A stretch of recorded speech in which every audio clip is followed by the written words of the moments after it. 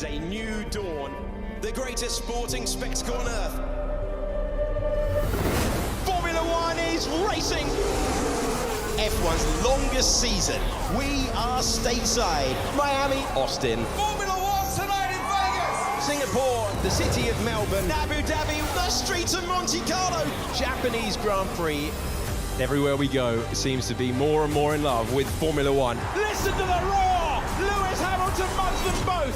Big crash, car upside down. Last lap shootout for the championship of the world. Formula One, an absolute event in our lives. It's an amazing sport. Box office.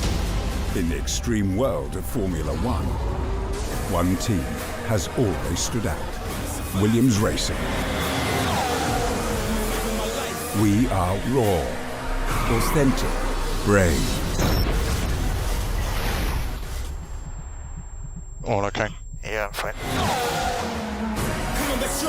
Car's just looking alive. The passion for racing above all else. Rising from a brilliant legacy. 114 race wins, 7 Drivers' Championships, and 9 Constructors' Championships. David Hill wins, and I've got to stop because I've got a lump in my throat. Our time is coming again. What a drive from Alexander Albon, who gets his best finish of the season. Wow, really incredible teamwork and the points. More to come. Time to shake up the paddock. Time for disruptive new ideas. There's a wealth of incredible people that just want to work their socks off to get where we are. The steps we've made and the way that we're heading, right now we are on this up. Logan Sargent, the rookie, very impressive debut. Williams exceeded all my expectations. We're unfiltered, emotive, human. Putting our partners at the center of the sport. Ellie! This overwhelming desire to move forward on the grid. The team will do what it takes to get there. We are true F1. We are Williams Racing. Join us.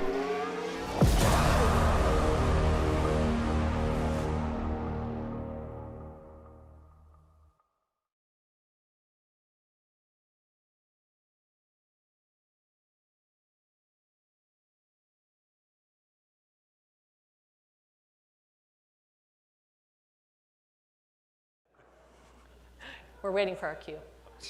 That's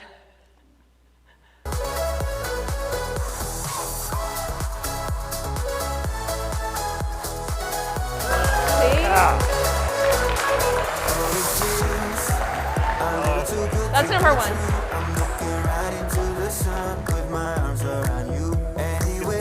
It's a good song.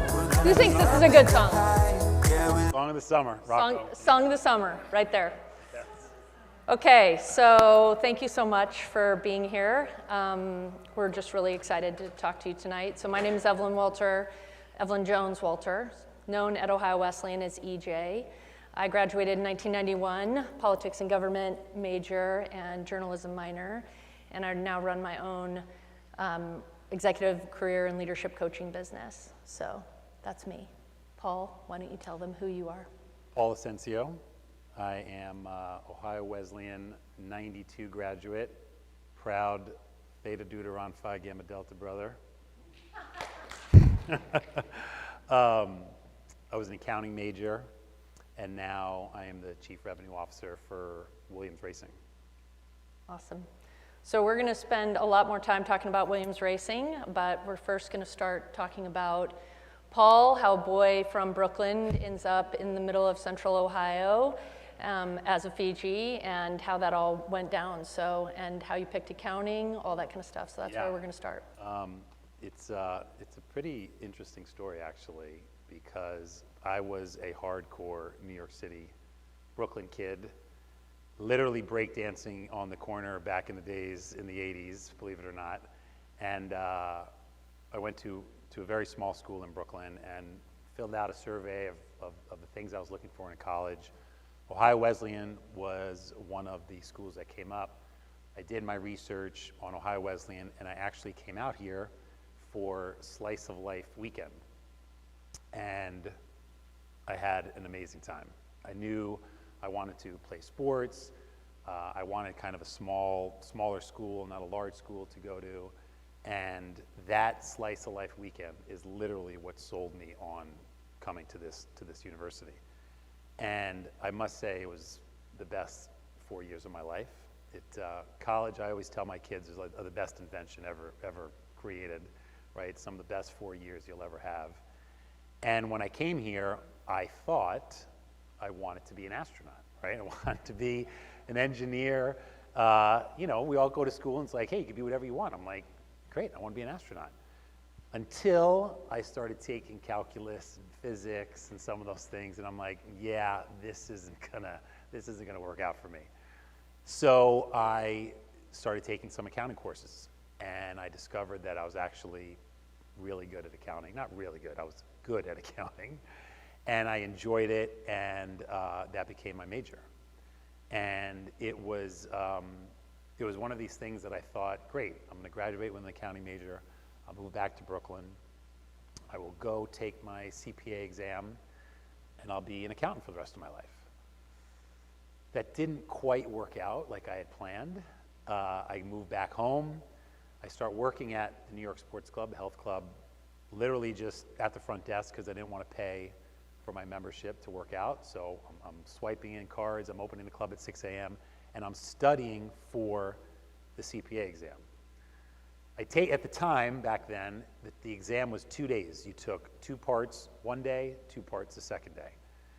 And I think I passed like 2 of the 4 parts and was like, yeah, I am not gonna be an accountant. This is way too hard. It's not something that I really have a passion for. At the same time, as I'm at New York Sports Club, some of the salespeople are like, hey, Paul, you should get into sports. I'm sorry, you should get into sales. We think you'd be a good salesperson. I'm 22 years old. I'm like, will I make more money? They're like, yeah, great. So I interview, I get the job, and I end up selling health club memberships for like 5 years. And it's interesting because I'm 22 to 27-ish, almost 28, and I learned more about selling and more about talking to people doing that job that I still talk about. Obviously, I'm talking about it right now, almost 30 years later, that still translates into what I do today, and that's pretty much selling every single day for this race team. So. Awesome. So this crowd wants to hear a little more about life at OWU, keeping it PG-13 to the extent that you can.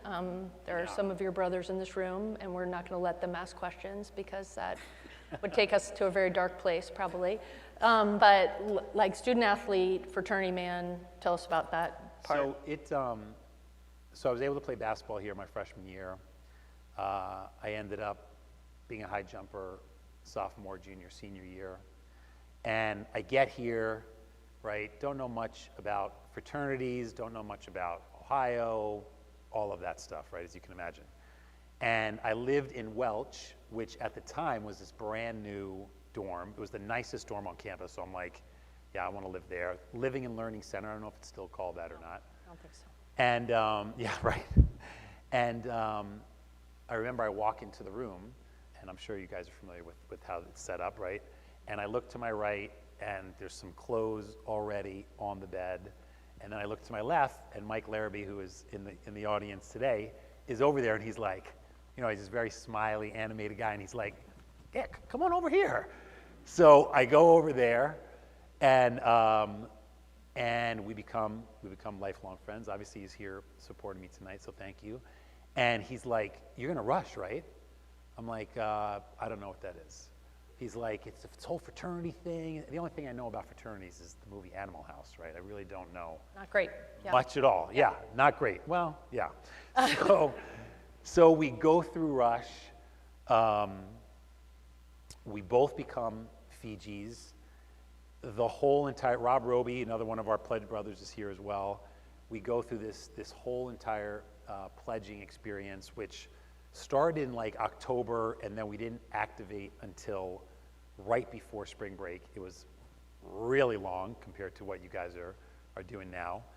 But it was, and still is, you know, we had dinner with some other Fiji's last night, and it's literally some of the most amazing memories that I have, in my life, and the friendships and the bonding, and, again, I was able to, play sports here, and it took me a little while, probably about a year and a half, to figure out the whole time management thing of balancing playing basketball, pledging a fraternity, studying.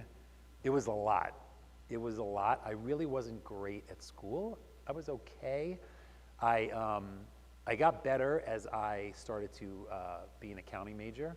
Then when I first started my freshman year, I had a lot of challenges. I went to summer school 2 summers after my sophomore and junior year. Optional summer school, or questionable whether that's a good question. I don't quite remember. The junior year was definitely optional. Okay. But I got straight A's during summer school, which helped tremendously with my GPA. But I kind of tell you that story because I really struggled just with school, and when I started doing accounting, I became very friendly with a lot of the same kids that were accounting majors. And I became like part of this study group to literally help me learn how to do it, right? As you guys probably know, a lot of it comes easily to some people, not to others. And I just needed like some help and guidance. And Jerry Truax, God bless him, he was a lot smarter than me. He was like, we used to nickname him the Truth because anytime we were working on something and his answer was one way and all of ours was the other, we were like, he was always right. He was always the truth, right? And it was one of these things that even I was sharing with Evelyn the other day when we were chatting about it, that turned around my whole sort of scholastic experience, because I'm a very competitive person, and it was killing me that I couldn't figure out how to do well in school, and then it really did help with these other guys in these study groups, believe it or not. Okay. Yeah. So 1988 to 1992, so your freshman year was the first year this building opened. This building we are sitting in right now was not even here, was a freshman when you were a freshman, this building. They did not serve food at the backstretch. Nancy Bill-Rakowski was in her second year as the Greek advisor, so very different situation, like some just good memories, good stories that you want to share with the group, that again, PG-13 What's interesting is I remember the MUB more so than I remember here, right? Here was cool, but for the first 3 years, we went to the MUB, which is the Corns building now, and it was like a much smaller, more intimate experience, right? You got your mail there, the MUB was downstairs in the basement, which I remember the potato skins very, very clearly eating snacks there and always using my meal card to eat there.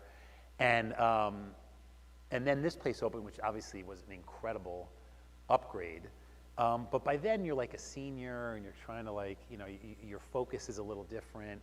You already have all your friends. But obviously this place is incredible, and it was a huge upgrade, and sadly I was only able to experience it for a year. But I would say the MUB was the place where, I had a lot of good times just in between classes and spending some time with friends there and all that good stuff, long-lasting relationships there.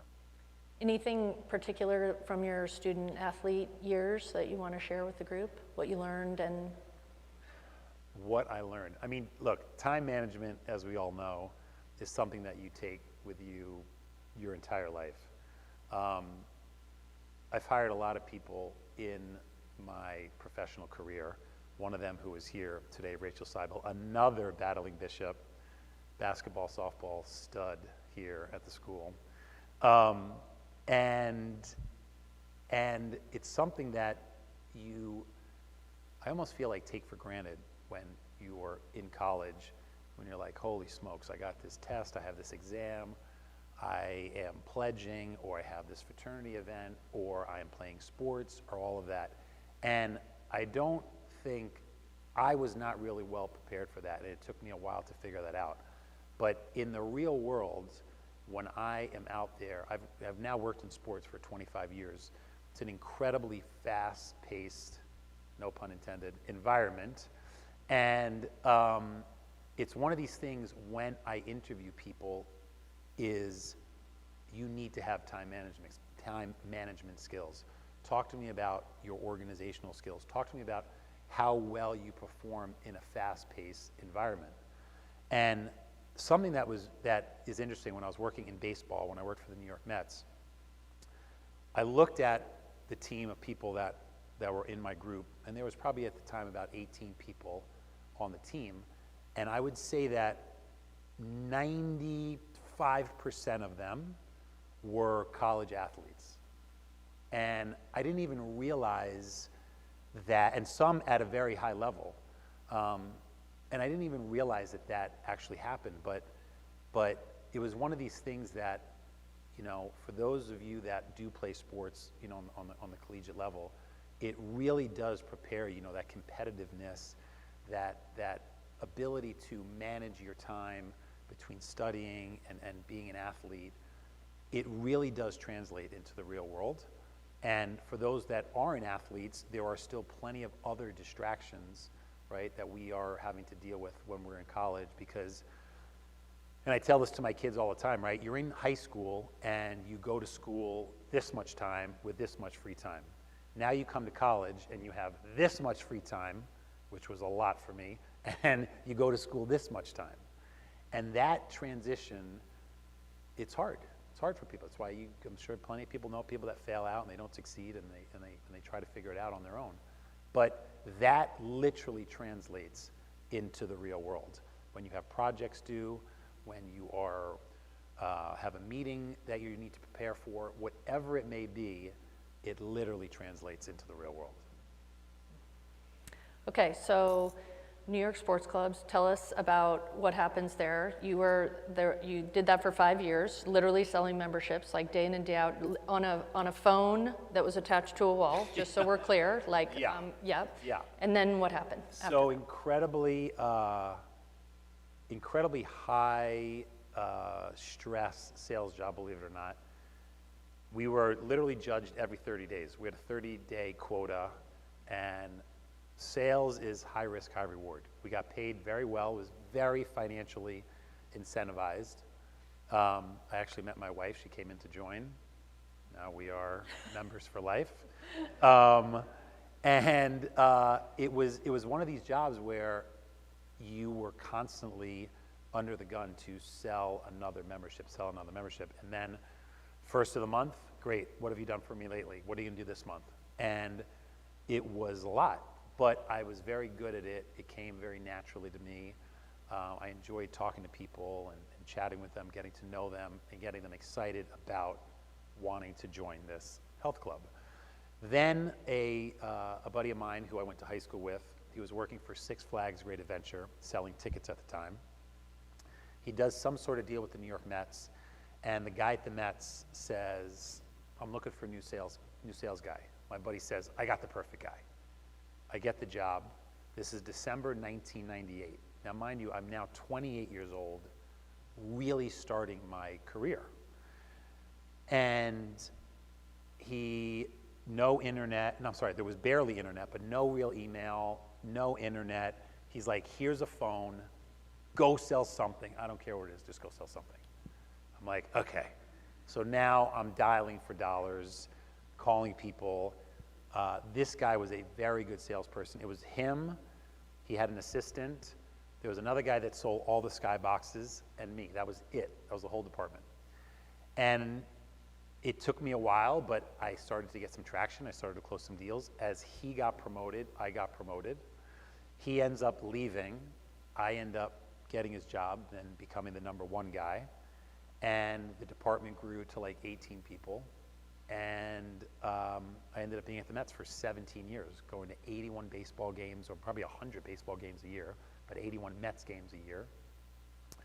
After 17 years, I'm like, all right, I could even keep going for another 10 or 15 years. I got to find a new job.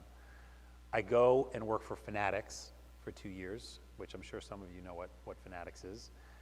And I liked it. I was on a business development role. I didn't love it. We were out there trying to go to every sports arena and stadium and tell them, look, I know how you're selling all your merchandise. We are experts at this. Let us come in and let us run it for you.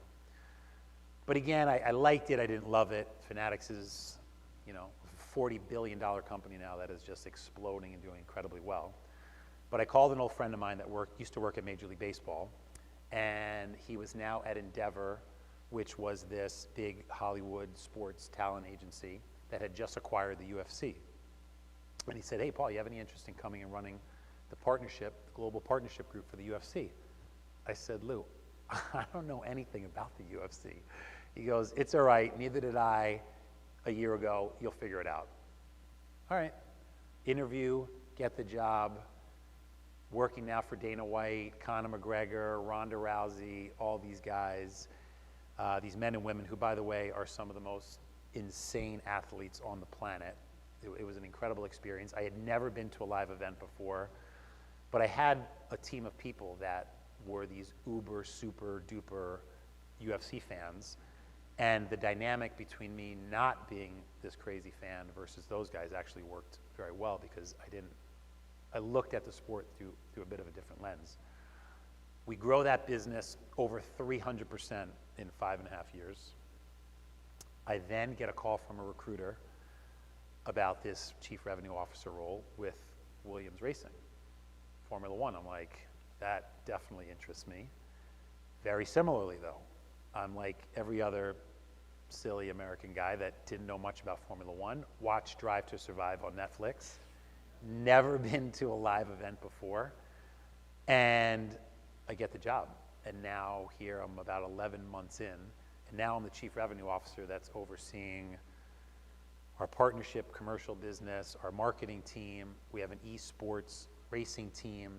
We have a hospitality group, our merchandise and licensing team. So my responsibility now expands tenfold. And I'd never been to a live event, so I go to my first race in Miami, and I'm just like mesmerized, eyes wide open. At the end of each day, I would get in the car to go back to the hotel and like fall asleep because I was on sensory overload for like 4 days straight. And it's been amazing, truly amazing experience so far.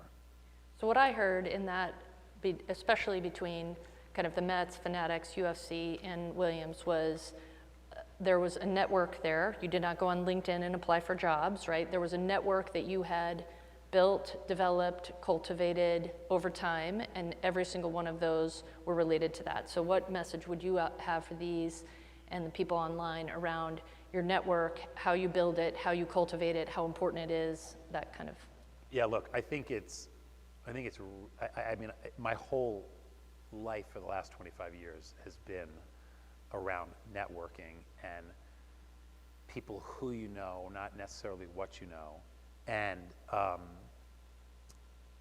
something that, a story that stands out for me, right? It's all about relationships, right? And more so than networking. Yes, it's great to know people, but it's also great to, have really good relationships with the people you do business with. I can give you a laundry list of men and women that I've done business with that are actual friends of mine now.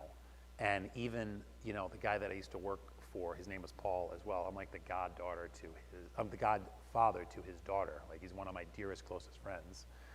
And when we were moving out of Shea Stadium and building Citi Field, we went and met with Anheuser-Busch, and we were going to do like a 2-year deal into Shea Stadium, and then a massive deal into Citi Field. And we were asking for 5 times the amount of money that they were just paying us. And we're in St. Louis, and we knew these guys very well. We had a great relationship with them, and the top guy there at the time, controlled hundreds of millions of dollars in sports. And it was out of a movie. We're in this conference room, we're negotiating all day, where they're coming back, then they're leaving us alone, then they're coming back, and we're coming back. And at the end of the day, we finally settle and agree on a deal. And the top guy at AB at the time, we were about to head to dinner and celebrate that we've done this deal. And he goes, you know what, guys, at the end of the day, it's all about doing business with people that you like. And I was like, holy smokes, this is a guy that's probably the most powerful guy in sports, and he is saying that. So the networking side of things, you never know where people are going to be when you are doing business with them. And what I mean by that is there's another very, very dear friend of mine who used to be a president of Sony Electronics. He then became the CEO of Konica, and that's when we met him when I was with the New York Mets. We do a multi-year deal with him. He leaves Konica, he becomes CEO of like a credit card terminal company. We do a deal with that credit card terminal company with the New York Mets. He leaves there and he becomes the CEO of Cozy Shack, which is this rice pudding company. All of a sudden, Cozy Shack becomes the official rice pudding of the New York Mets. Right? Like, it was one of the, and he is also one of my dearest, closest, excuse me, friends. But it was one of these things where it's like, okay, what company are you going to? Well, clearly we're going to be doing business together. And he was like, clearly, yes, we are. But there is a lot of that that is so incredibly important that you don't even, you know, you don't want to take that for granted. It's something that you really need to be conscious of, especially when you're just starting out in business, because you never know where individuals are going to end up and how they can help you or how you can become friends or lifelong partners. Awesome. Okay, before we talk about Williams and Formula One, tell this crowd about what you did at the Mets with Ohio Wesleyan, and Rachel was involved in, like. Yes. Yes. So Dave St. Pierre was my big brother, Fiji, graduated 2 years before I did, was part of the Economic Management Fellowship group. Am I saying that right? I think I'm saying that right. And I was at the New York Mets, we're at Citi Field, and he's like, you know, Paul, the EMF group is going to New York City on such and such a date. Do you think you can end up spending some time with them? I said, yeah, of course, I'd love to. So we started while I was there. I think it was around 20 students or so would come to New York. They would come to Citi Field. They would come to a baseball game. I would sit in a conference room and kind of do what I'm doing right now, kind of tell my story of how I got from Brooklyn to the New York Mets at the time. And then they would stay for the game, have a great time, ask me questions, talk about, you know, whatever was on their mind. And then we did that for, gosh, a number of years. And so Rachel Seibel is a great success story, right? Talk about networking. Rock Jones, obviously you guys know who Rock is, right? The previous president of the university, calls me 10 years ago, 12 years ago, and is like, hey, this bright young woman, Rachel Seibel, is my intern. She just graduated a year ago or however long ago it was. She played sports. Will you talk to her about, you know, your journey? I said, of course. We start chatting. We hit it off.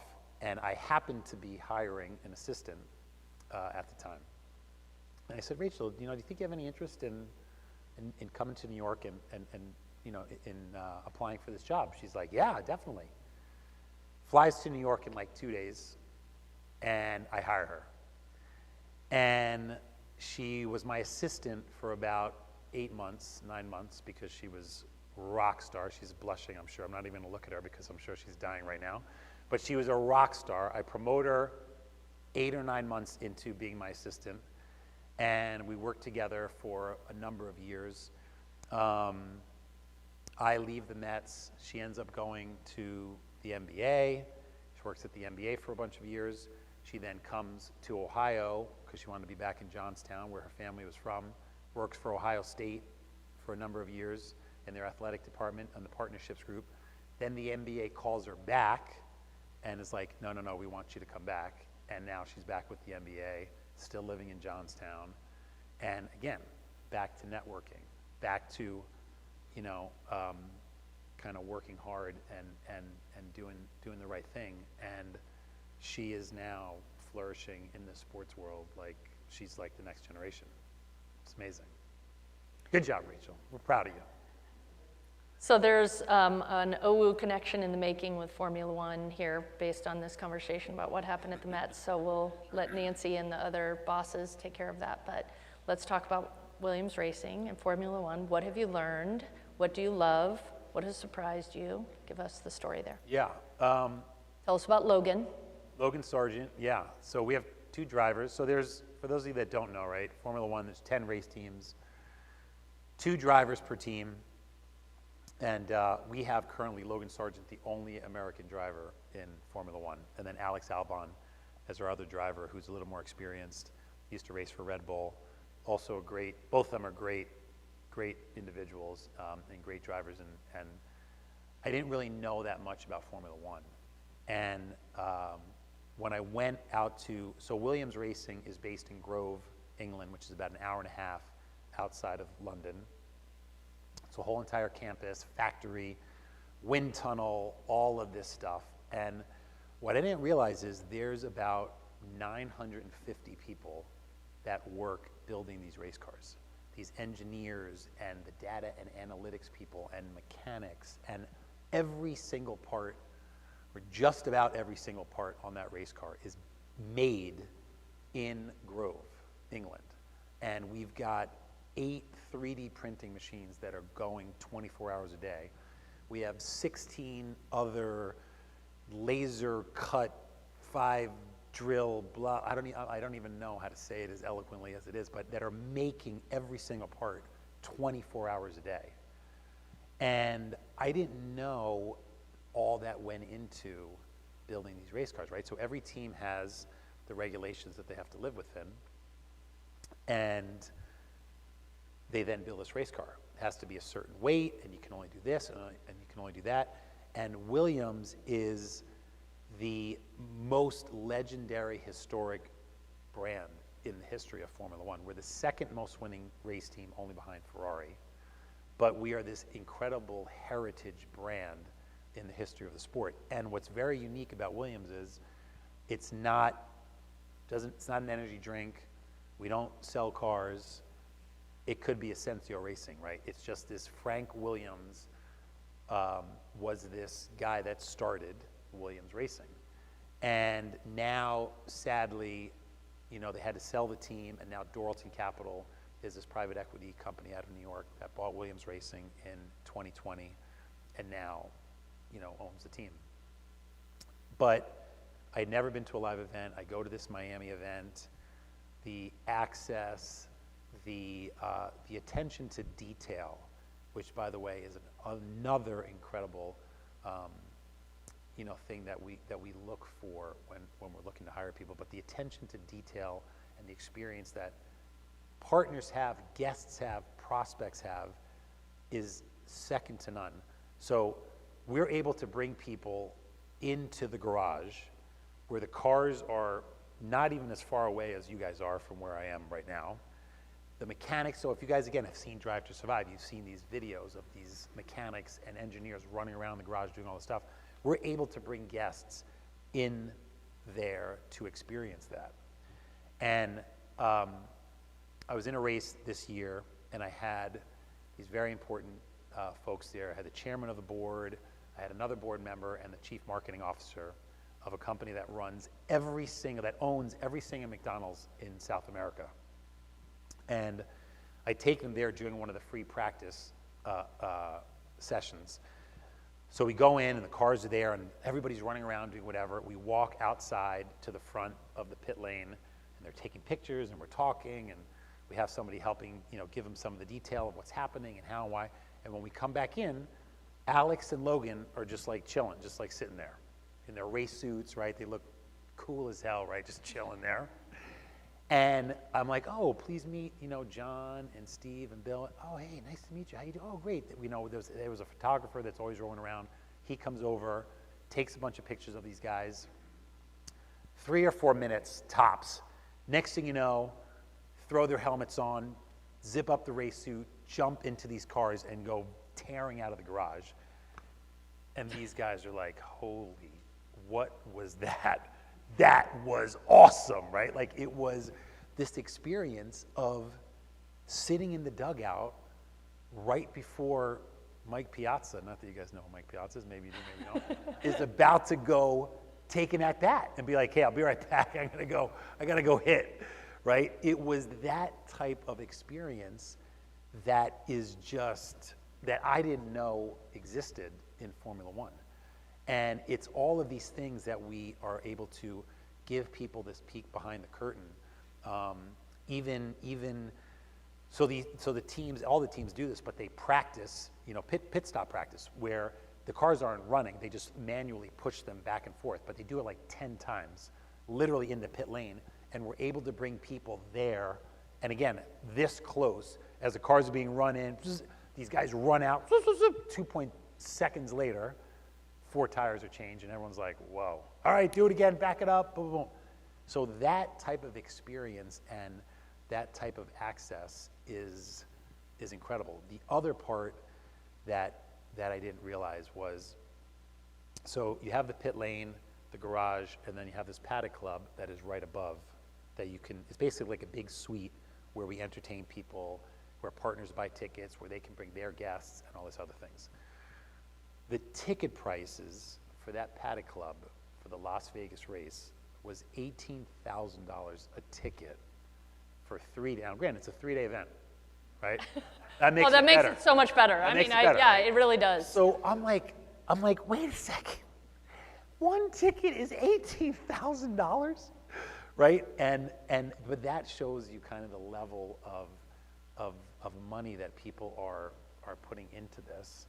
The other thing that I was incredibly impressed by is 65 million people are watching this thing every Sunday when there's a race, globally. And in 2021, so it's seasonal, right? There's a start, there's a finish. The last race of the year, it starts in March, ends in November. Last race of the year is in Abu Dhabi. In 2021, that last race of the season was going to determine who was the world champion. And it was between Max Verstappen from Red Bull, Lewis Hamilton from Mercedes. That same year, the Super Bowl, which, as anybody in sports, is the gold standard for viewership around the world, did 101 million viewers for the Super Bowl. That one race in Abu Dhabi did 108 million viewers globally. And again, all the data and analytics that we use from a commercial sponsorship standpoint, seeing those numbers and figures, I'm like, wait a second. One race did more than the Super Bowl? Now, granted, it was a perfect storm with what was happening in the sport, but still, a global appeal was, I just didn't know it was a thing. And it was just, I'm still learning a lot every single day. And it's been amazing. It's been a great ride. So the sizzle said that you're trying to put your partners in the middle of the sport. To the extent that you can, tell us what you're working on right now. What stickers do you want on their uniform? What stickers do you want on the car? Yeah. So in F1, each team owns everything related to the team, right? And you have something called a title partner. So in Formula One, for example, Red Bull's title partner is Oracle, right? So you actually change the name of the race team to Oracle Red Bull Racing. That is the name. Mercedes has Petronas, and it's called Petronas Mercedes F1.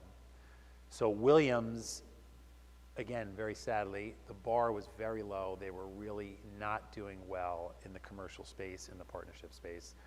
And it was one of the reasons I essentially came into this role. And we are now actively out there selling this title partnership. And to give you an idea of what type of money people are spending for this, Oracle is spending like $70 million a year for 5 years to be the title partner of Red Bull, right? And to put that also into perspective, when I was at the New York Mets and we were out selling the naming rights of Citi Field to Citibank, in 2009, that at the time was the biggest naming rights deal in sports for a stadium arena at the time. And that was $25 million for 20 years, which we thought was, again, it was not thought, it was the biggest deal in sports. And so then I come here and I'm like, wait a second. They're spending $70 million. And they're like, yeah, like happily doing it. They love it, whatever. So now we are looking to do that. Now, granted, Red Bull is winning world championships, right? Mercedes is coming in second. Mercedes, is Mercedes. And we are in the midst of out there in the market We're going to the market at about $50 million a year, hoping to get like a 5-year deal. But again, a lot of the data and analytics behind who, what, where people are watching this thing, it's even valued at even more than that. So that is top of the list. Okay. But we just did a deal with Komatsu, which was a really, really interesting deal. Komatsu, for those of you who don't know, is like a heavy machinery company second to like Caterpillar. And back in the 90s, Komatsu is based out of Japan. They helped us design our gearbox in the 90s. I believe it was 1997 when Williams, I think it was the last world championship Williams won, and Komatsu was part of that whole building of the car. And there was this whole, connection there, and we were really excited to have them as a partner. So that was a good one for us. Okay, good. How are we doing on time? I feel like I have 10 more questions. We're good on time. Okay, but we are going to go to the crowd, so you can be thinking about your questions right now. What else do you want to say about Williams before I ask you some personal questions? Look, I think for me, I've had, an incredible career. I think that everything that I've done previous to this job has gotten me ready for this massive global role where Williams is a combination of a global sport like UFC was, but also a team aspect like the New York Mets was. And I can't emphasize enough, like I didn't know sports was a thing when I was figuring out what I wanted to do with my life. And I was good at sales, so that attracted me to being part of the sales team. But there are accountants, obviously, as you can imagine, that work in sports. There are lawyers that work in sports. There are, ballpark operations and hospitality and activation. And I didn't really think about that when I was trying to figure out what I want to do for the rest of my life. But I've been incredibly blessed that, it's so cliche. It's like, do something you love and, you'll never work a day in your life, right? It's so corny, but I feel like that's what my experience has been. Mm-hmm. And don't get me wrong, there's been days where I come home and I'm like not feeling great because it's just been a tough day and we thought we were going to do something and then it doesn't end up happening. And still today, right, it's high risk, high reward. Like they hired me to move the needle dramatically. And for whatever reason, I just do well under pressure like that, and I like being in that sort of environment. But that's not necessarily for everybody. But the overall sports landscape, I couldn't, like I could sit here all day and say how amazing it's been to be a part of for the last 25 years. Awesome. Okay, so tell us about two of these humans in the first row and your family and what you like to do when you're not doing all of that you just said. Tell us about that. Yeah, so married for 26 years, almost 27 Don't get that years. wrong right here. That's right. I think I got that right. 3 lovely daughters, girl dad, right? Incredibly proud of my children. 24, 21, and 19. So Isabella, my oldest daughter, we live in Long Island now. All 3 girls go to this all-girls school, all-girls Catholic school. She graduates. She's like, I think I want to go to Alabama. Alabama? What? I'm not a college football guy, 0 college football guy. I'm like, what do you know about Tuscaloosa, Alabama? She and my wife go down there, and they're like, whoa, it's amazing. It's incredible. She goes there for 4 years. She's a marketing advertising major, computer science minor, crushes it. It was so much fun. They win 2 national championships in the 4 years she's there. And she graduates. She interned for Major League Baseball during college. Now she works for Major League Baseball. She's been there in the sponsorship group for almost 3 years, crushing it. And when she first starts there, I'm getting text messages and phone calls and emails. Paul, I think I'm on a call with your daughter right now. I'm like, yeah, it's coming full circle. This is crazy. My other daughter, Olivia, who is here with us this evening, is a senior at Ohio State and a communications major, the Ohio State University. Oh, gosh. And yeah, we're not going to even talk about Evelyn's Michigan connections, but, and she is a communications major with like an art graphic design minor. Also intern at Major League Baseball. I have a good connection to Major League Baseball, so that worked out well. Back to networking. She interned there last summer, had an amazing experience, and now we'll see what happens there. And then our youngest daughter is a freshman at Ohio State as well, and a comms major, and trying to figure that out. Awesome. Also. Free time? What do you do in your free time? Free time, I'm a big CrossFit guy, which I think a lot of people are already familiar with that know me. And I mean, I spend a lot of time with my family. I mean, what's nice about this job, when I was with the New York Mets, I was at a lot of baseball games, but I got to sleep in my bed every night, which was nice.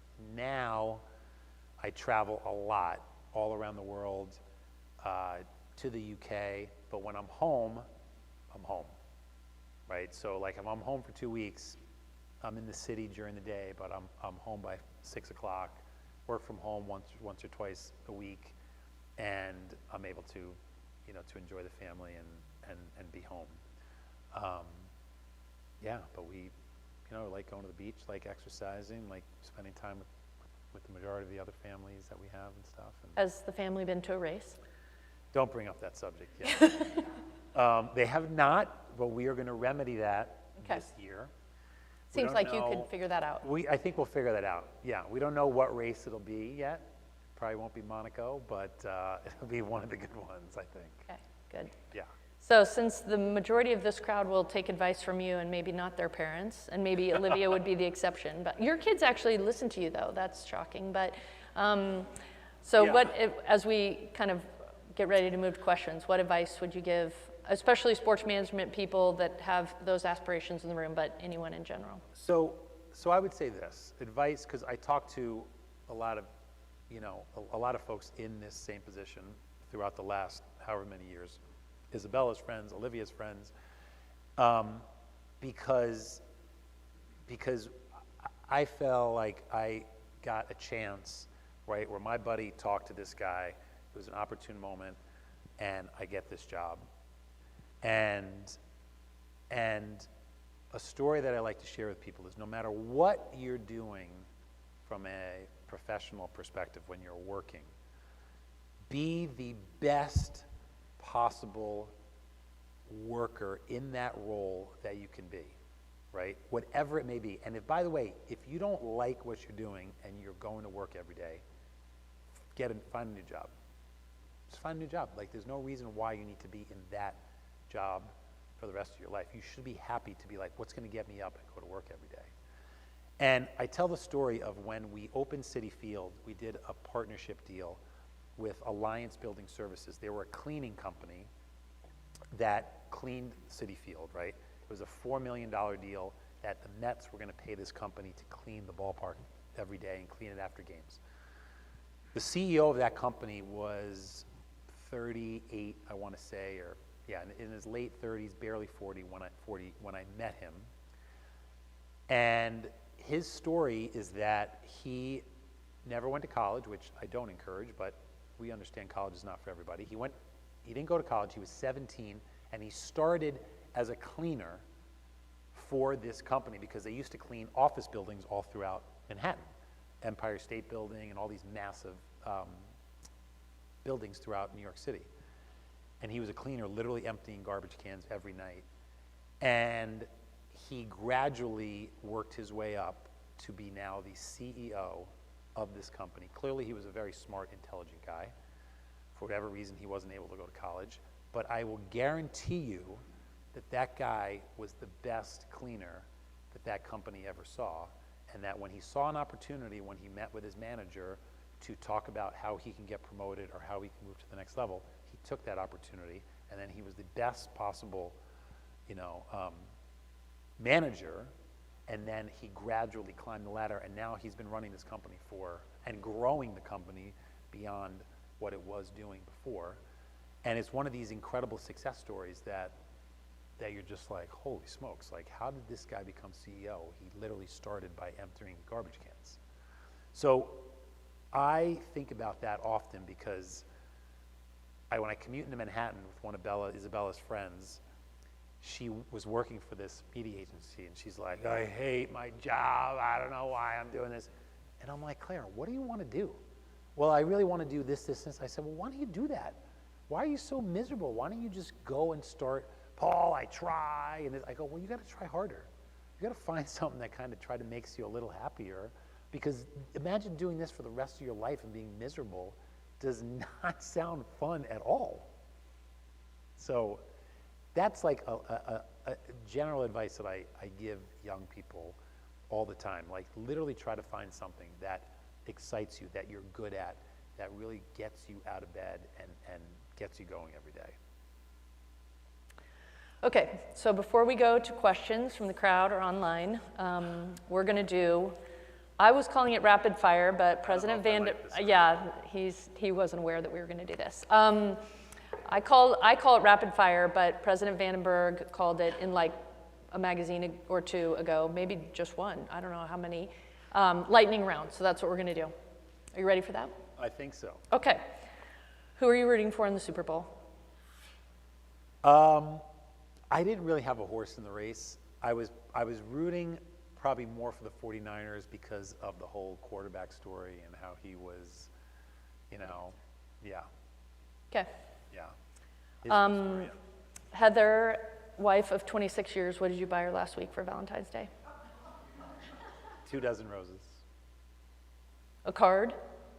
It was a card on the delivery. I happened to be away. Oh, you were out of town. Okay. Yeah. All right.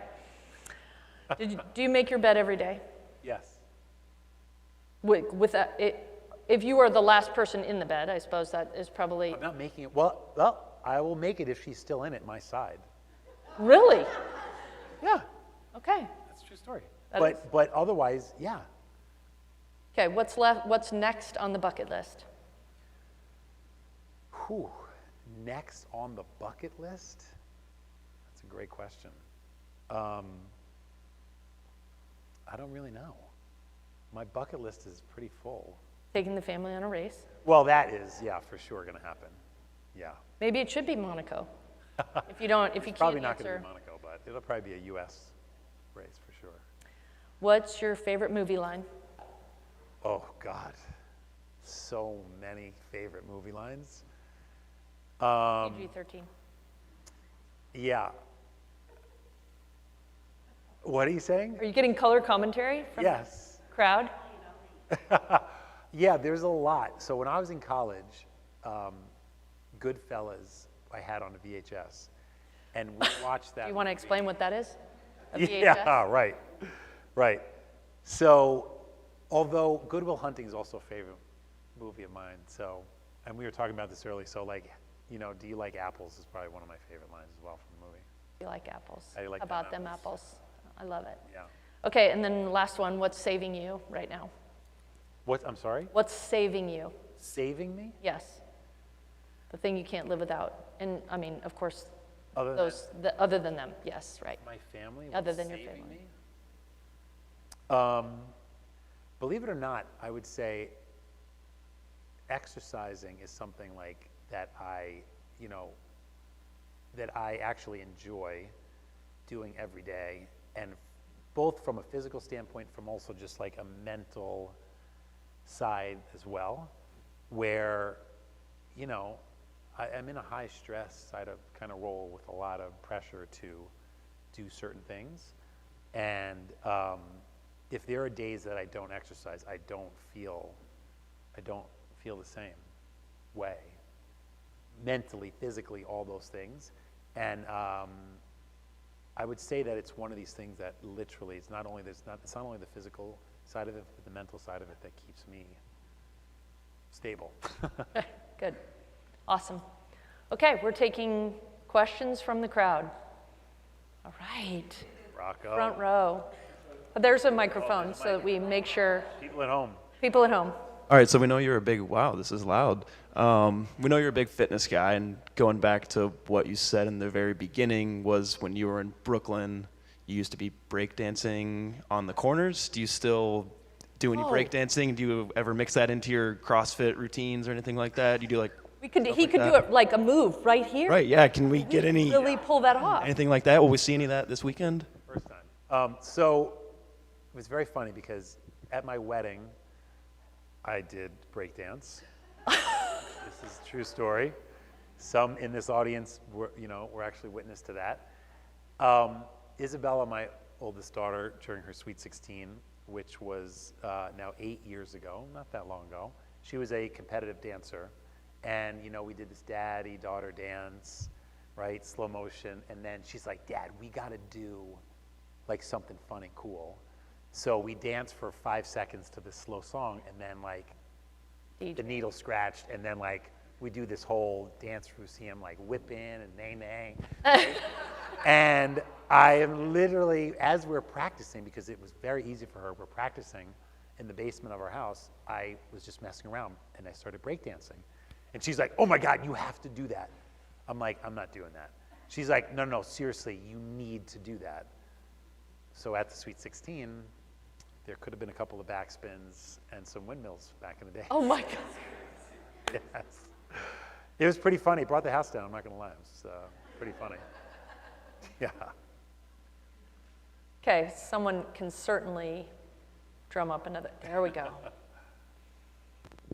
So you mentioned hard work, but are there any other things that like highly competitive like sports organizations like the Mets and Williams are looking for when like hiring somebody? Yeah, look, I think that there's a lot of different roles, right? Again, where I was at the UFC, when I started at the UFC, there was 8 people in the global partnerships group. They had just whacked a ton of people because they had just got acquired, and it's just part of what happens.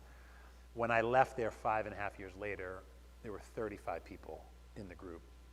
Currently now at Williams, it's a fairly small group, but the way the business in less than 12 months I've been here has almost tripled since I've started. And we are hiring people a lot, salespeople, activation people. So like when we go do a deal, we then pass off the details to an individual that becomes the day-to-day person to then fulfill all the assets in the deal. From a hospitality standpoint, as you can imagine, when we go to races and we have 200 people in our paddock club, there are a bunch of hospitality folks that are watching over every single individual. And as you can imagine, we're taking care of their transportation and their hotel and dinners and reservations, and there's a lot of detail. I would not want that job personally because I would say that is not a strength of mine. But there's a lot of detail that goes into that type of role. So look, hard work is a given, right? We would all expect whoever we're gonna hire to work hard and be passionate about what they're gonna do. But in the different roles that we are looking for, right? Again, the core group of skills that I always talk about when I was interviewing people and even to this day, organizational skills, time management, and really being able to perform in a fast-paced environment, right? Because you've got somebody now spending $20 million a year and their car's not there, or the dinner reservation's not done, or something that makes their experience bad, it's a problem, right? We are a race team that is not at the top of the grid. We have to do it better. When I was with the New York Mets, we were fighting against the Yankees every single day. And luckily the Yankees were not great to do business with. But when we're out there talking to a new partner, they're like, the Yankees just won like 4 World Series in a row. Why are we gonna do a deal with you? And it's like, we're gonna be true marketing partners. We're gonna be better. We're gonna do this, we're gonna do that. And we had to do it better. And we did do it better. We had plenty of partners that were partners with the Mets and partners with the Yankees. And they're like, you guys are so much better to do business with. And that's what I'm dealing with right now. But what's so great is the other 9 race teams they don't know what they're doing when it comes to relationships. And I'm like, I'll go head to head with these guys all day. So this Komatsu deal that we just won, we beat out 3 other teams that they were talking to and F1. So they were talking to the overall series, and they decided to do the deal with us, right? But now you do that, and now you have to actually walk the walk and execute. Like, we're selling a dream, and now we actually have to execute that on that. So with individuals, right, depending on what role it's going to be, right, hospitality role, for example, and we're in Las Vegas, and it's chaos, and there's like 200 people that we're going to be entertaining for 3 full days, and this just happened. The tickets were not there because the hotel had screwed something up, and now literally one of these young women, because it was impossible to get around, literally grabs the tickets and is running through Vegas to get to, whatever hotel it was to drop it off. And it was like, she had probably 27 other things to do at that second, but had to prioritize, had to act quickly, had to make a decision, and had to go do that, right? So depending on the role that we're looking for, truly depends on some of the, skills that we would look for. That's good. Yeah. My wife insists that I introduce myself. I love it. Terry Connor. Parent of Andrew Connor, 99. And husband of a Theta, just saying. Sorry, you can ask your question. How can I have it? You talked earlier about your networking and what it's meant to you in your career. How much does trust and honesty come into play in developing your network? Yeah, that is, it's a great question. And it's everything. It's literally everything. Your reputation in business and your honesty and being able to deliver on things that you're going to deliver on is incredibly important, because there are plenty of people in this industry that I've been dealing with for the past 25 years where I'm like, oh no, like that guy's involved in this deal, like it's not gonna happen. This deal's not gonna happen. That guy comes to, it's where deals go to die, right? And then there are other people where you're like, oh yes, this guy or this woman or whoever is now involved, they get it, they're here to help the situation, not hurt the situation. And it's something that, again, I think I learned at a very young part of my career with the New York Mets, because we had to be better, we had to do it better, we had to be honest and not. So for example, here's an example, right? Mercedes, I shouldn't say the race team. A race team in Formula One, it's very well known that they've overextended themselves in deals that they've done for driver appearances. It's just known, written into a contract, that they're going to get X amount of hours of time with these drivers. Yeah, sorry, we can't do it. What do you mean can't do it? We just can't do it, we're not going to do it. And it's like, that's crazy to me. It's crazy to me. And the companies are not going to sue this race team. They're not going to really do anything about it. It's just they've overextended themselves so much to try to get a deal done, or the demand is so high that they're not managing the process well, and now they are literally pissing off their partners because they're not able to deliver. And in the short amount that I've been here, I know at least 5 different race teams with 5 separate clients of similar stories where we've won the business from 3 of those companies and literally kind of stolen the business from the other race teams because of them not being sort of honest and I don't even know if I want to call it honest, but just haven't been able to deliver on what they said they were going to deliver. And it's something that, again, I've prided myself on for the last 25 years, and I've taken it with me everywhere we go. And I tell my team all the time, I said, we're not only going to be the best team on the grid to do business with, we'll be the best team in sports to do business with, so that when the Anheuser-Busches of the world or the Gulf Oils of the world, both partners by the way, will look down their roster of sports organizations that they do business with, they'll say, Williams is the best one that we're partnered with. That's always the goal, period, the end. Now look, the challenge that I ran into in my previous place was that I say that and everyone's like, yeah, but then they don't necessarily know what that means to execute. And in my previous place, I had to then take 3 or 4 steps backwards and explain to them what that actually meant. Whereas here currently at Williams, I have a rock star team of individuals on this team that we're gonna do great things together.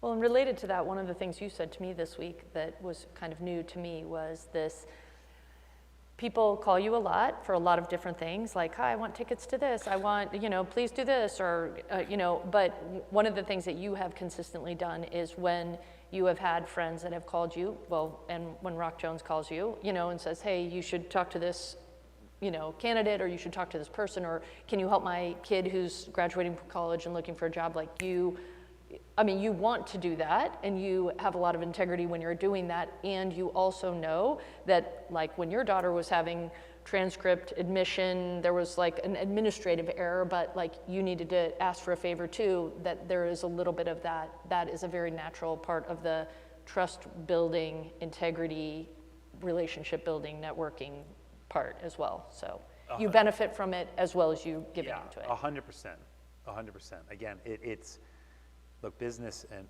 life is all about relationships. It's literally 85% of what I do every day. Like, I went to Las Vegas recently to go to the Super Bowl just so that everybody in sports is there at the Super Bowl, period, the end, right? And I'm in this new role, and I literally went there and just met all of these people that I just hadn't seen since I started this job. And a lot of them were these American companies that knew nothing about Formula One. One guy, for example, with Pepsi, who was our partner when I was with the New York Mets, who I've known for however many years, literally run into him, and I'm like, yo, Todd, what's up, man? It's great to see you, this and that, what's going on, this and that. He's like, oh, how you doing? How's the new gig? It's great. I go, well, we gotta talk. He's like, no, yeah, we should. I go, have you ever been to an F1 race? He's like, no. I'm like, do you know anything about F1? He's like, not really, right? So again, it's one of these things where this is like one of the top guys at Pepsi that knows kind of nothing about this insane global sport that is reaching tens of millions of people every single weekend. Like, we got to talk. We should be doing some sort of deal together. Awesome. Really good. There's one in the front here too, by the way.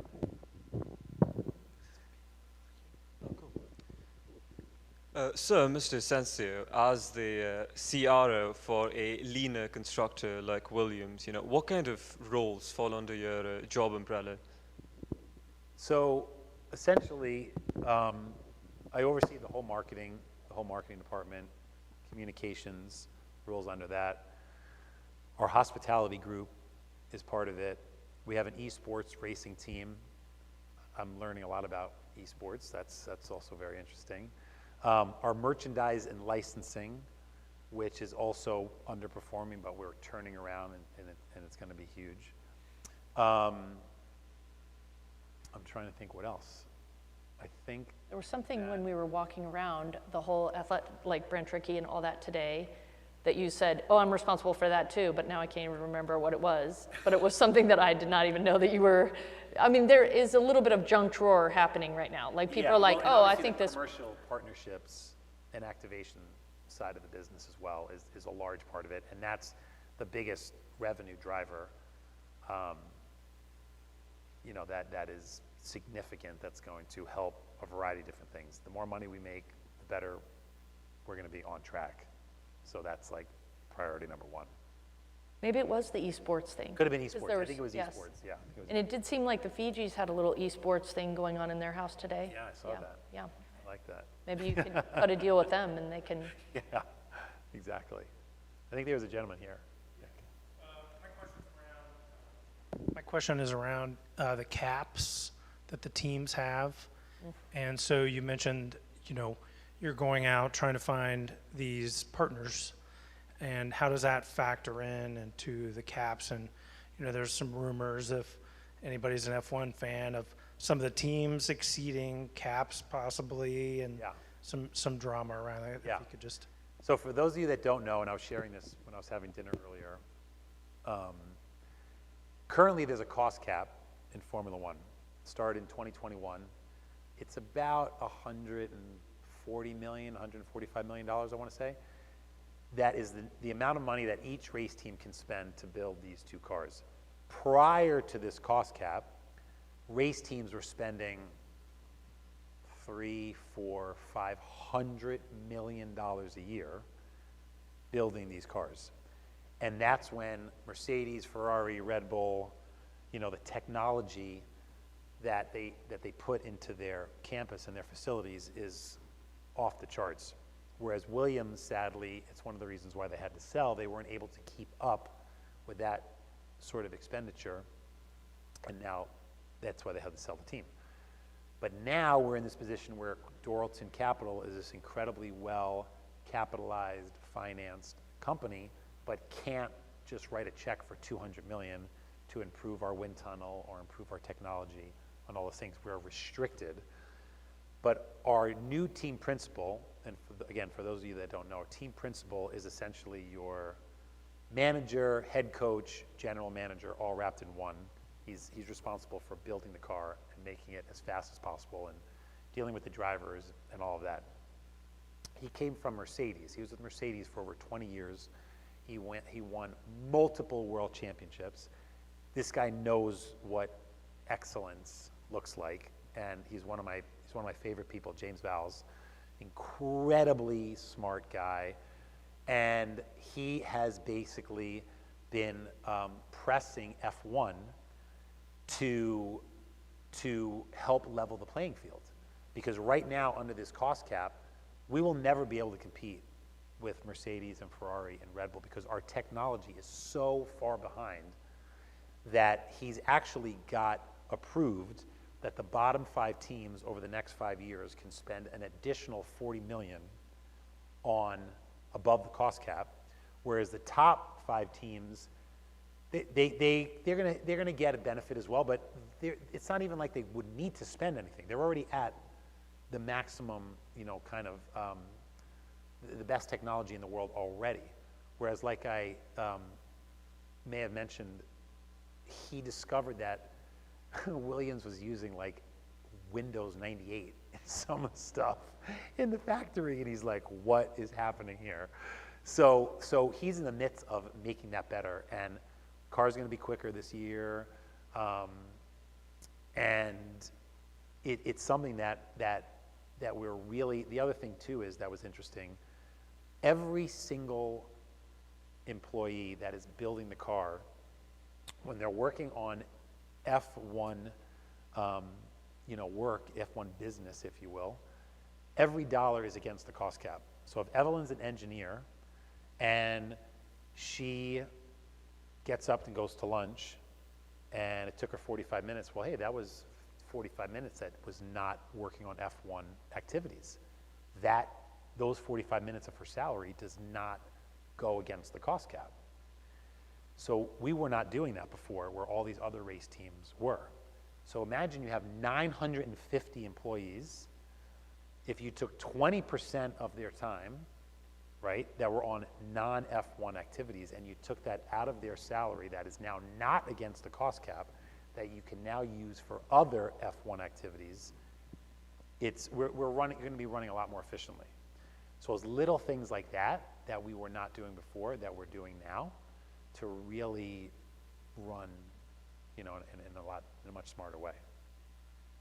Yeah. When your team's on the simulator in the office, yes. for the office simulator activity, would that be considered cost cap activities? So here's what's interesting. I am not part of the cost cap. Oh. The commercial marketing team, drivers' salaries, not part of the cost cap either. And these guys are making a lot of money. So it's a good thing that they're not part of the cost cap. But there are certain things that are not part of it. But then there are certain things that are. So something that's really interesting, and Logan Sargent, again, who was a rookie last year, only American driver in F1, everyone was like, yo, what is up with this guy? Like, why isn't he as good? Why isn't he better? Before the cost cap, all of these drivers used to do thousands upon thousands of miles in an F1 race car just practicing. Thousands and thousands of miles. Logan Sargent did, I think, 800 kilometers, right? And when Logan, so again, for those of you that don't know, there's F4, F3, F2, and then F1, right? So you start, these guys start when they're like 9 years old, go-kart racing. And then they gradually, so Logan's 20, he just turned 23. They gradually get promoted. Now they're in the big leagues, right? F1. And I said, Logan, how different was it when you got into, when you went from an F2 car, your first time ever in an F1 car? He goes, Paul, first time I got an F1 car, I did 5 laps. He goes, I got out of the car, I couldn't even lift my head because the G-force, they're under 5 Gs of force for 2 hours. And the amount of physical demand that's on them, I didn't know this, right? It's insane. They lose almost 10 pounds every race when they race. And the physical demand, so he didn't have the luxury to learn how to drive this thing. So literally all last season, and I'm sure you've seen the steering wheel, it's like, the reason why Max Verstappen is so good is he's like a freaking robot, man. He's like, when he's not driving a real race car, he's like sim racing. And it's just like there's 37 buttons on this thing that they're literally, adjusting as they're racing. And again, just being a goofy American guy, when I first started working there, I sit with James Vowles, right, who's this legend within F1, and I'm like, so JV, like, what's going on, man? Like, tell them to just step on the gas. Like, why they keep hitting the brake? Oh my gosh. Right? So of course he laughs, and he goes, Paul, you have to understand that they're able to control the braking system on the steering wheel for the front left tire or the rear right tire. And the best drivers are making adjustments like 5 or 6 times every single lap for 2 hours. So, I'm approaching this turn, click, click, click. Oh, the next turn, click, click, click. To find a 1/10 of a second or a 100th of a second, because the gaps aren't 2 or 3 seconds. The gaps are less than a second difference. So like, when I was like, wait, what? I'm like, oh, you mean they adjust it and then they just leave it? He's like, no. Depending on the turn that they're, and by the way, they're going 200 miles an hour. They're like playing 4D chess, right? And it takes a while to figure that out, right? That just doesn't happen overnight. So again, it was a lot of stuff that I learned, and I'm still learning about how demanding and the training that these guys go through to figure it all out. Awesome.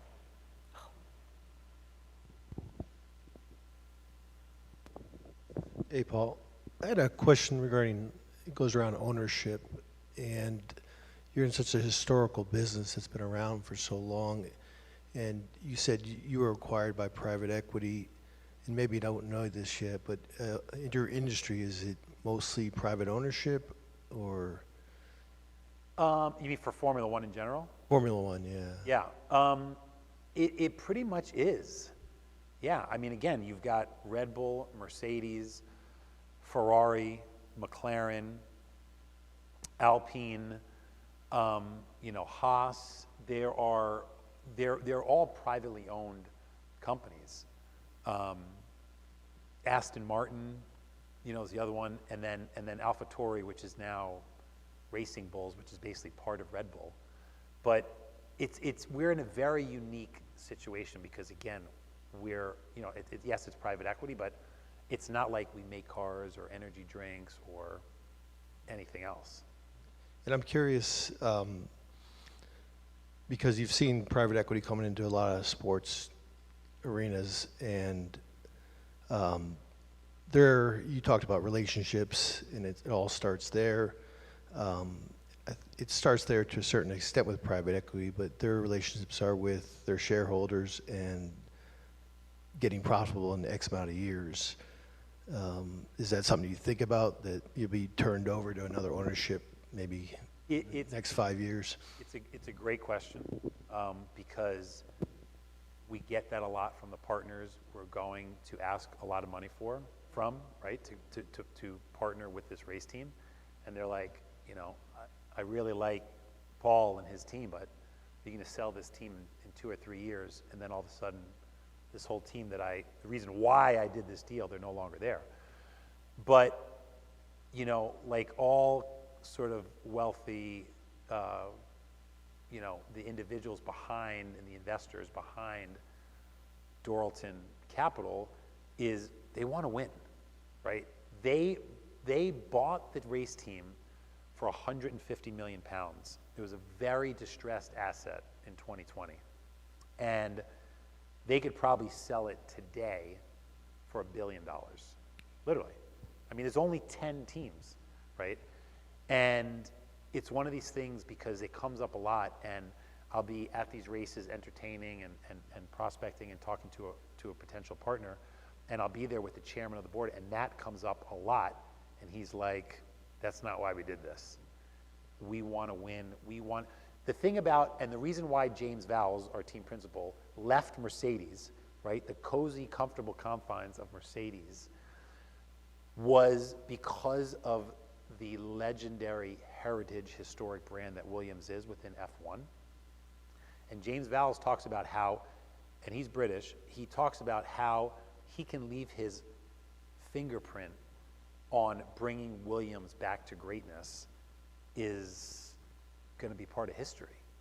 And that's what these folks from Dorilton are thinking about, of why they're not just in it to just flip it. They want to be part of building this thing back to greatness.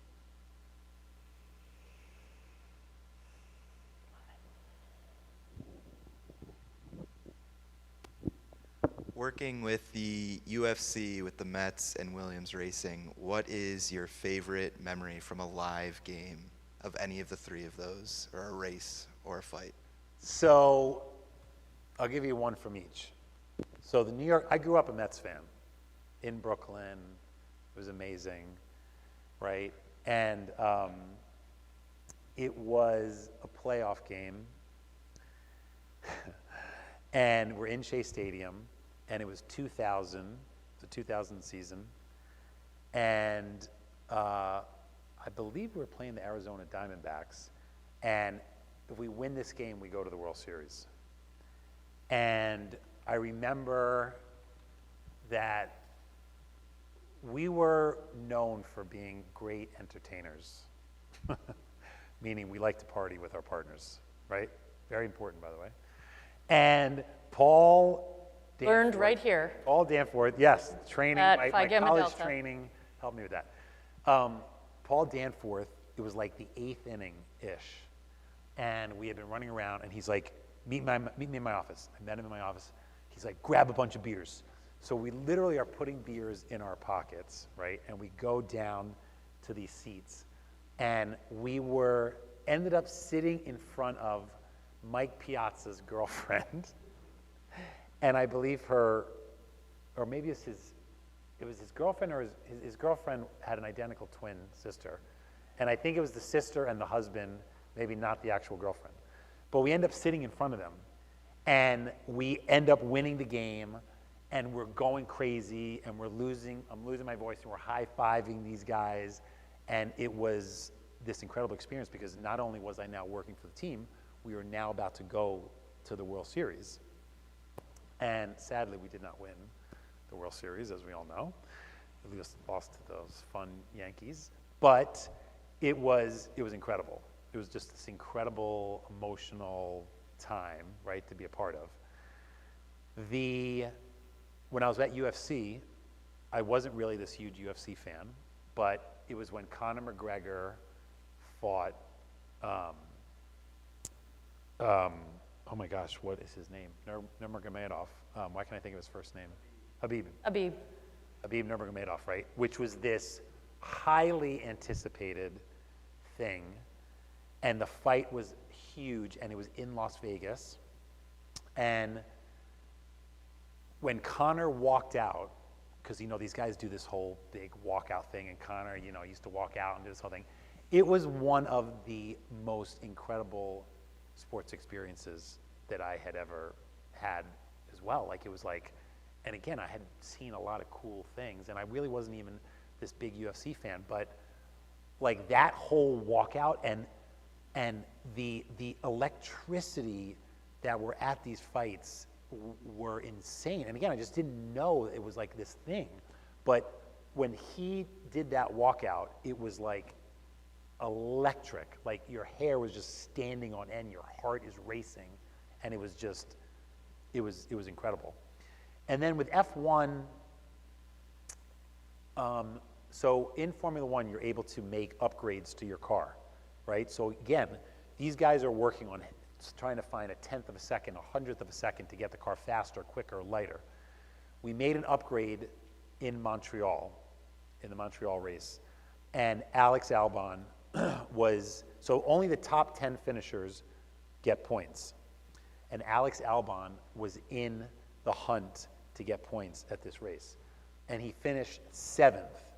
And, excuse me, he was holding off, I don't even know how many cars behind him that were quicker than us, but he literally held them off for however many laps to finish the race. And we finished 7th. And everybody is like going crazy. And back to the experience side, we brought our partners from Stevens, which is this financial company out of Arkansas, into the garage when we finished the race. When you, again, if you've ever watched Drive to Survive, when all the mechanics and engineers literally start going crazy, and to be a part of that, and I'm like, I wouldn't say I was almost in tears, but I was like going crazy, and I'm like, I'm going crazy for finishing in 7th place? Like, what am I gonna do when we're winning and like chasing podiums? I'm gonna be hysterical, like in the corner. And it was one of these things that all of these individuals worked so hard to make this car as fast as it could be. And we finished in 7th place, which was like the best finish we had had all season. And everybody was hugging and kissing and high-fiving, and it was just this, and again, I'd never been a part of that before. And it was just this awesome, awesome moment. You want to tell them about your most famous home run that you've ever made in your whole life? That also involved partnerships. It was, so. He didn't anticipate that. Well, I mean, it's getting late. We'll probably end on that. So one of the greatest days when we worked in baseball, and Rachel was a witness, well, not a witness to this story, but part of this, is we used to bring, again, Yankees didn't do this. We would bring our partners to Shea Stadium, to Citi Field, to have a partner workout day. You would come in, you'd go into the locker room, into the clubhouse, your name would be above the locker, jersey with your name on the back, the same exact uniform as the players, your pants. I thought the coolest part that was my name was actually in the waistband of the pants, right? Yeah, it was amazing. Full uniform, fitted cap, the whole 9 yards. You would then take your headshot so that when you were coming to bat, now batting number 10, Evelyn Jones, right? Name on the screen. But we would take batting practice, we would take fielding practice, and then we would play 9 innings. We would get some of the, obviously the team was on the road, we would get some alumni players. First year that I do it, I'm talking trash. I'm like, I'm gonna freaking jack one, this and that. They're like, Paul, there's no way you're hitting a home run. I go, yeah, I'm hitting a home run. So now I step up to the plate. This is like a dream of mine, right? It's batting practice. I step up to the plate. We're using a wooden bat. I step up to the plate. I can't even hit it out of the infield, right? Because all the people I work with are, you know, they're all behind the cage, and they're like, you suck. I'm like, this is so embarrassing.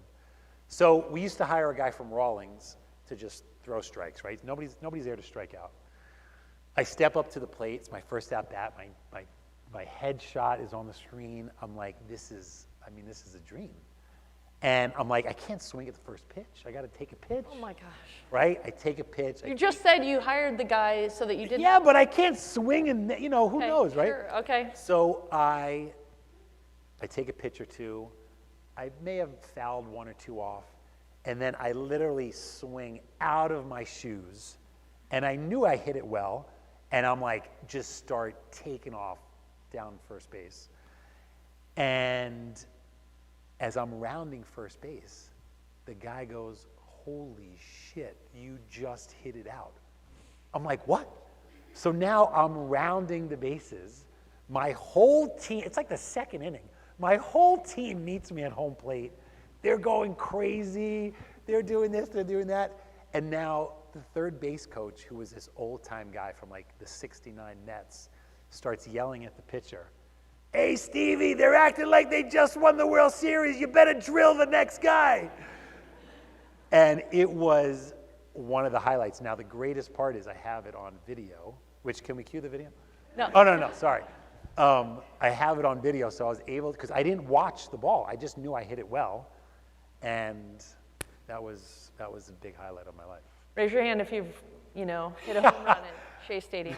Oh, that would be nobody. By the way, I never came close after that, so it was, the stars were aligned just right. Yeah, it was great. How are we on time? We're good? We're going to wrap it up? Okay. Well, I'll just say that if someone would have told me in 1991 that I'd be sitting in a building that was under construction 30 years later and interviewing one of my very best friends in the wide world, I would have said, there's no way. And I would have been like, yeah, I don't think he's going to be. I would agree with that. Yeah, I mean, I don't think it's going to go like that. There were a couple people that I could have said that about, but he wasn't one of them, but here we are. So I'm incredibly, incredibly grateful to be back in Central Ohio and to be able to meet many of you, and I'm, of course, thrilled that I got to do this with Paul. So what do you want to say? And yeah, I mean, the 4 years that I had here were literally some of the best times of my life. And, I'm overwhelmed with like this nostalgic feeling, like going to the house and talking to you guys and just walking around and seeing my old fraternity brothers and roommate and all of that, and walking around campus. And Nancy, thank you for taking us around and seeing all the great things that are happening here. I mean, this place was such a big part of my life and shaped literally the individual that I am today, that it's been amazing to be back. It really is. And you guys should be excited about the future, and in 30 years from now, you could be sitting here, and I'll be coming back to hear you guys what you're doing as well. But thank you very much, and thank you so much for coming out and checking it out.